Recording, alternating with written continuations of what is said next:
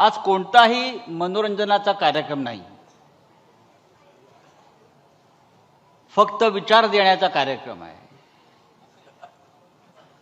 मनोरंजनाचा कार्यक्रम ठेवण्याचं फार कारण दिसत नाही, कारण आपलं मनोरंजन करण्याची जबाबदारी या सरकारने घेतलेली आहे। रोज काहीतरी एक वेगळा कार्यक्रम, ज्याला आपण शो म्हणतो, आज हॉरर शो झाला।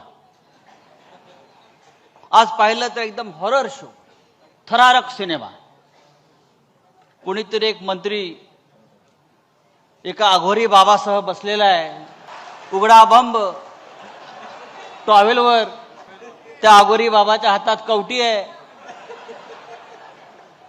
आणि बहुतेक त्याच्या खुर्चीखाली रेड्याचं शिंग असावं असं मला वाटलं। आणि बराच वेळ ती अघोरी विद्येचा कार्यक्रम सुरू होता। मला वाटलं